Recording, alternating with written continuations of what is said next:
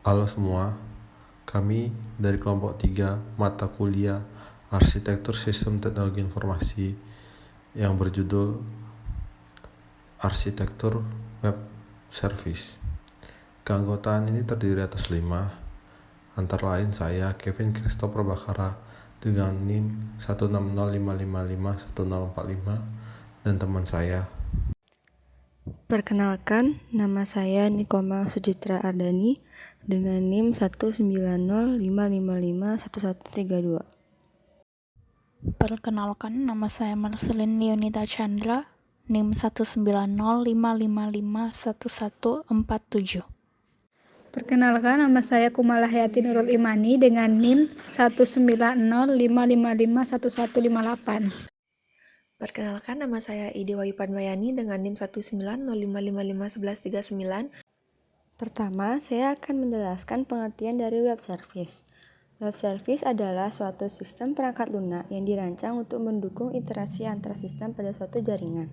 Dengan kata lain, web service memberikan layanan aplikasi satu ke aplikasi yang lain. Web service menyimpan informasi dalam bentuk XML atau Extensible Markup Language, sehingga data ini dapat diakses oleh sistem lain walaupun berbeda sistem operasi ataupun bahasa pemrograman. Lalu akan lanjut ke slide yang berikutnya, yaitu alasan digunakannya web service. Yang pertama, web service memiliki kemudahan dalam proses development-nya karena tidak memerlukan registrasi khusus ke dalam suatu sistem operasi. Web service cukup diupload ke web server dengan siap diakses oleh pihak-pihak yang telah diberikan otorisasi. Yang kedua, web service berjalan di port 80 yang merupakan protokol standar HTTP. Dengan demikian, web service tidak memerlukan konfigurasi khusus di sisi firewall. Lalu slide selanjutnya kita akan bahas tentang entitas arsitektur web service.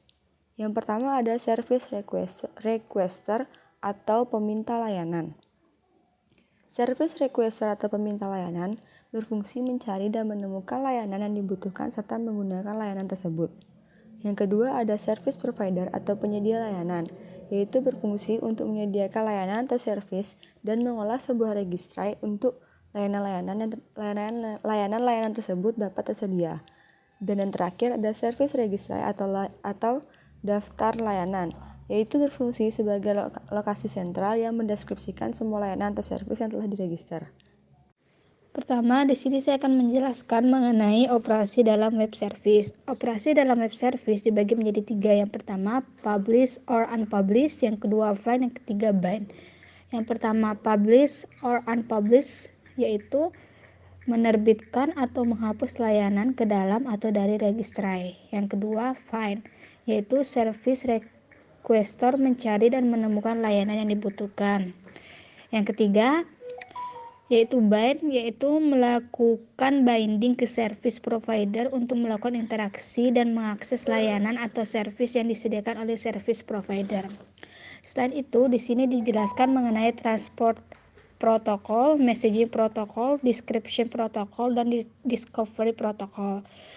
Adapun pengertian dari transport protokol adalah bertanggung jawab untuk mentransportasikan pesan antar aplikasi jaringan dan termasuk protokol seperti HTTP, SMTP, FTP, dan lain-lain. Yang kedua, messaging protokol adalah bertanggung jawab untuk mengkodekan pesan dalam format XML umum sehingga mereka dapat dipahami di kedua ujung koneksi jaringan. Ini termasuk protokol seperti XML atau RPC, WS addressing, dan SOAP. Yang ketiga ada description protokol adalah bertanggung jawab untuk menggambarkan antar muka publik ke layanan web tertentu. Ini termasuk WSDL.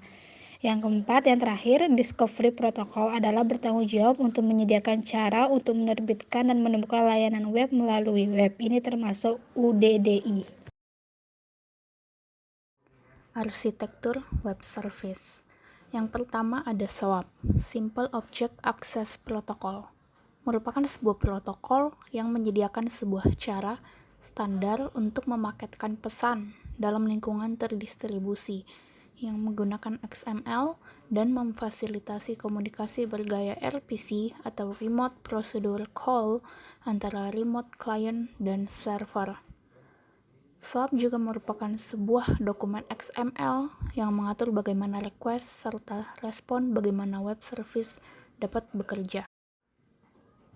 Yang kedua, ada XML, Extensible Markup Language, adalah bahasa markup untuk keperluan umum yang disarankan oleh Wedge untuk membuat dokumen markup keperluan pertukaran data antar sistem yang beraneka ragam.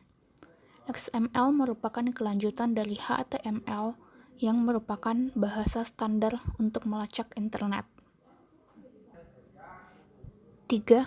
WSDL, Web Service Description Language. WSDL termasuk ke dalam lingkup Service Description, juga berupa dokumen XML dan tugasnya memberi penjelasan dalam web service tersedia metode apa saja. Selain itu, WSDL juga memberi penjelasan parameter yang memanggil metode serta hasil pemanggilnya.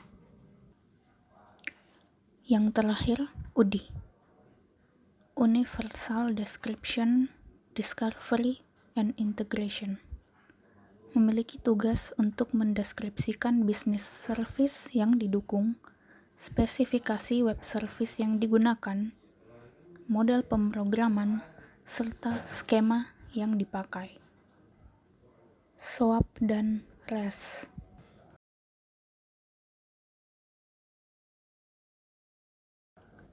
SOAP awalnya didefinisikan sebagai Simple Object Access Protocol, yaitu pertukaran pesan atau informasi terstruktur dalam implementasi web service di jaringan komputer. SOAP menggunakan XML sebagai format pesannya dan biasanya bergantung pada protokol layer aplikasi lainnya, terutama HTTP dan SMTP untuk transmisi dan negosiasi pesan. REST atau Representational State Transfer adalah sebuah arsitektur software untuk sistem terdistribusi. REST telah berkembang sebagai model desain web service yang dominan saat ini. Constraint REST web service. Yang pertama yaitu client server, di mana server memiliki layanan REST web service yang akan memberikan fungsionalitas yang diperlukan oleh klien, di mana klien mengirimkan permintaan kepada web server dan server berhak menolak permintaan atau mematuhi dan memberikan respon yang memadai kepada klien. Yang kedua adalah stateless, yang berarti bahwa semua informasi tentang sisi klien disimpan pada klien dan server tidak tahu apa-apa tentang itu, yang artinya tidak ada cookie, yang akhirnya setiap permintaan harus berisi semua informasi yang diperlukan untuk melakukan permintaan dari klien ke server. Kendala ketiga yaitu cache, kendala komunikasi klien server, bahwa respon dari server harus ditandai sebagai dapat disimpan atau tidak dapat disimpan. Cache yang efektif dapat mengurangi jumlah interaksi klien server yang berkontribusi positif terhadap kinerja sistem. Kendala keempat arsitektur REST web service yaitu sistem berlapis, di mana klien hanya tahu ia berinteraksi dengan server sebenarnya dan tidak tahu apakah melalui perantara atau tidak. Kegunaan ini kita dapat menambah proxy atau meningkatkan keamanan di antara akses klien ke server. Yang kelima yaitu code on demand, yaitu bahwa server dapat memperluas fungsionalitas klien saat runtime dengan mengirimkan kode yang harus dieksekusi seperti Java Applets atau JavaScript. Yang keenam adalah interface yang sama, yang artinya kita dapat mengakses halaman web dengan beberapa aplikasi browser yang berbeda, yang artinya tidak perlu ekstensi ke browser untuk melakukan atau mengakses halaman web. Selanjutnya membahas tentang perbedaan SOAP dan REST. Yang pertama, Protokol komunikasi SOAP menggunakan HTTP, HTTPS, SMTP, dan FTP. Tetapi REST menggunakan HTTP dan HTTPS. Perbedaan kedua yaitu penggunaan bandwidth. Untuk SOAP relatif boros bandwidth karena banyaknya markup dalam penulisan format XML. Untuk REST relatif hemat bandwidth karena markup ekstra seperti pada XML tidak dipakai. Yang ketiga, tren penggunaan pada SOAP yaitu banyak mulai beralih ke REST meski masih tetap ada yang mempertahankan. Misalnya untuk integrasi aplikasi ke sistem legasi pada sebuah perusahaan. Dan REST mulai populer banyak dipakai oleh penyedia web service terkemuka seperti Twitter, Yahoo, Google, Amazon, dan eBay. Perbedaan keempat yaitu aturan penulisan pada SOAP ketat mengikuti spesifikasi XML SOAP versi 1.2 dan REST tidak ada spesifikasi khusus. Kelima, format respon pada SOAP yaitu XML dengan spesifikasi SOAP agak sulit bagi kita untuk membaca langsung dan memahaminya. Untuk REST, XML, JSON, atau format plain text lainnya, hal ini memudahkan penerimaan respon membaca dan memahaminya. Keenam, attachment file. Pada SOAP bisa, karena dapat mengembalikan respon dalam format binary, tetapi pada REST tidak bisa. Untuk sifat web service pada umumnya tertutup pada SOAP, lebih ditunjukkan untuk vendor atau pengusaha tren. Untuk REST terbuka bisa diakses siapa saja. Untuk caching web, untuk SOAP relatif sulit dan untuk REST mudah karena menggunakan URL. Dan penggunaan standar untuk SOAP, standar lama yaitu XML, HTTP, dan baru SOAP digunakan bersamaan. Tetapi pada REST standar yang sudah ada seperti XML dan HTTP.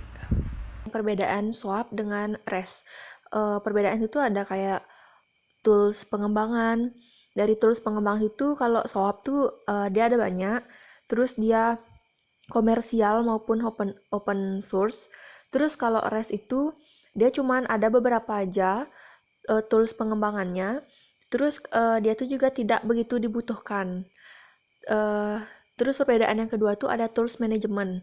Kalau di SOAP tuh dia tuh perlu tools management. Terus kadang harganya itu terlalu mahal untuk di SOAP. Terus untuk di REST, tools management itu menggunakan tools yang sudah ada pada sistem jaringan.